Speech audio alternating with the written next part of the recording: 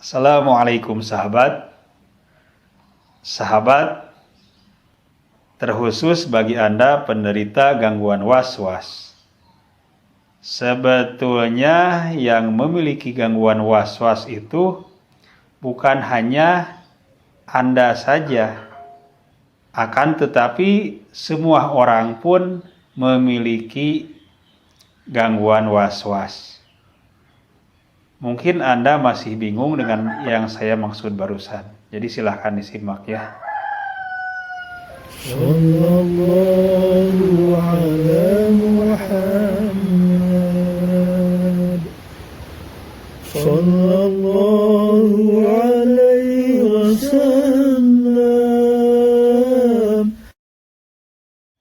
Sahabat, di video sebelumnya saya telah menyampaikan perkataan guru-guru, yakni para alim ulama, terkait dengan hadis yang menyatakan tidaklah setiap orang, setiap kita, kecuali diutus untuk setiap orang tersebut atau masing-masing dari kita itu qarin atau pendamping, yang seorang dari golongan jin dan seorang lagi dari golongan malaikat. Tak terkecuali semua orang ada pendampingnya. Nah, sebagian ulama menafsirkan dari hadis tadi bahwa jika pendamping atau qarin tersebut dari golongan jin, maka disebut dengan was-was. Nah, seperti itu. Dan jika dari golongan malaikat, maka disebut mulhim. Kalau dari golongan jin, dikarenakan ulama mengatakan juga bahwa mereka adalah golongan jin kafir, terkecuali jin pendamping untuk baginda Nabi Shallallahu Alaihi Wasallam yang telah masuk Islam, maka senantiasa membisikkan kejahatan.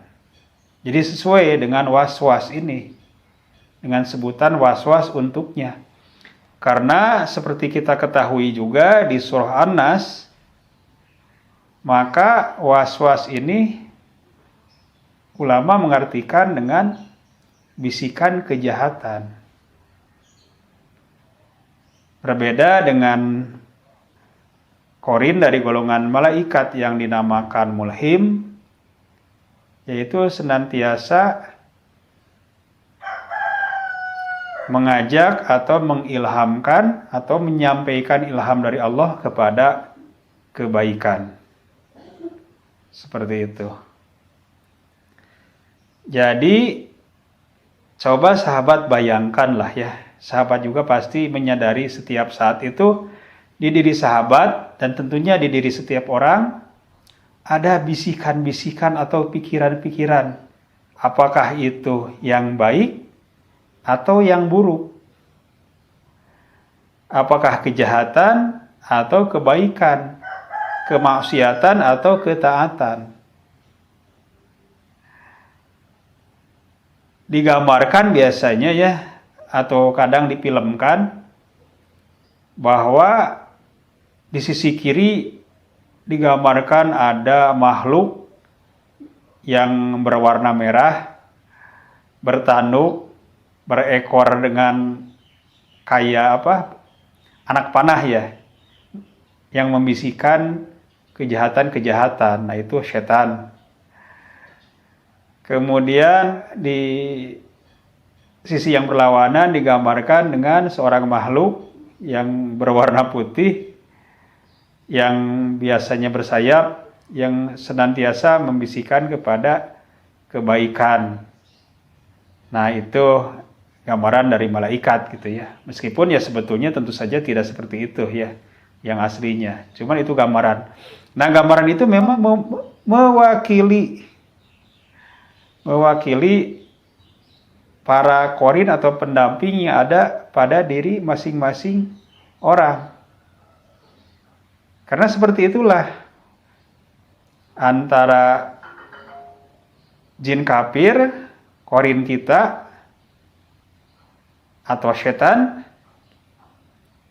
yang senantiasa membisikkan keburukan-keburukan, kejahatan-kejahatan, berlawanan dengan korin kita dari golongan malaikat yang senantiasa mengajak kepada kebaikan, ketaatan. Seperti itu. Jadi itu kan ada di setiap orang. Hanya saja bagi Anda penderita gangguan was-was, apakah di akidah, soal najis, soal ibadah, soal cerai atau tolak, was-was sumpah dan sebagainya, memang itu saya katakan ya was-was dalam kategori yang khusus, yang mengacaukan pikiran, yang bikin stres, lelah berkepanjangan.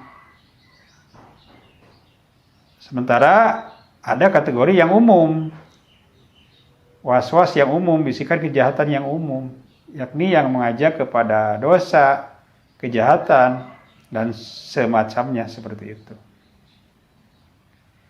Bahkan kalau saya mengira bahwa was-was yang Anda alami yang mengacaukan pikiran tersebut mungkin harusnya patut Anda syukuri juga.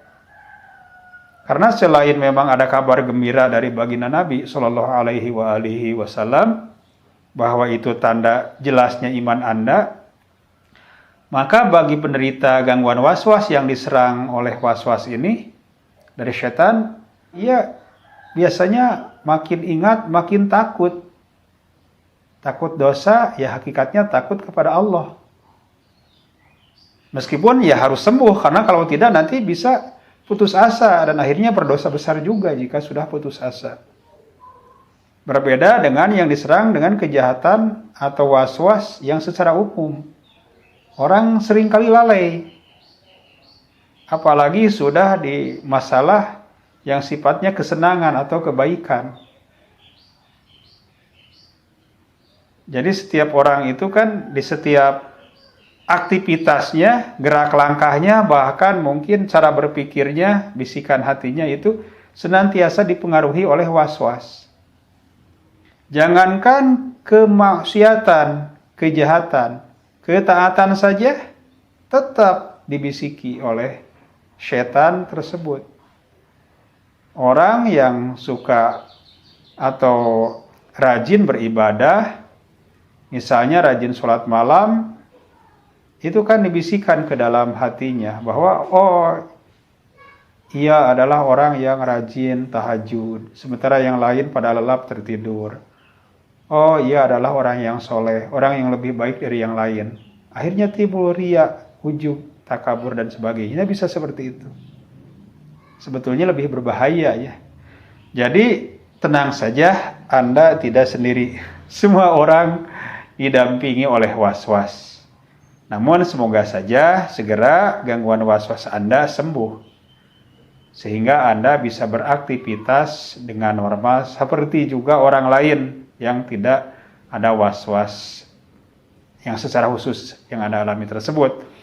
Namun setelah sembuh Anda pun harus waspada dengan was-was yang umum tadi. Nah, baik. Menambahkan bahwa konon jin pendamping atau korin tersebut adalah anak iblis. Karena iblis juga ya berketurunan ya, berkembang biak. Dan setiap orang dari kelahirannya hingga kematiannya itu didampingi oleh korinnya, pendampingnya. Seperti itu. Jadi harus senantiasa waspada. Adanya kabar tentang jin pendamping ini supaya Anda senantiasa waspada. Di setiap pikiran Anda, gerak hati Anda, ucapan Anda, langkah Anda. Tidak terjebak, tidak tertipu, tidak terperdaya olehnya, oleh kejahatannya sehingga bahaya mengancam diri Anda, baik itu bahaya bagi diri maupun keimanan Anda. Demikian, wallahu a'lam. Mohon maaf atas kesalahan dan kekurangan. Semoga bermanfaat. Wassalamualaikum warahmatullahi wabarakatuh.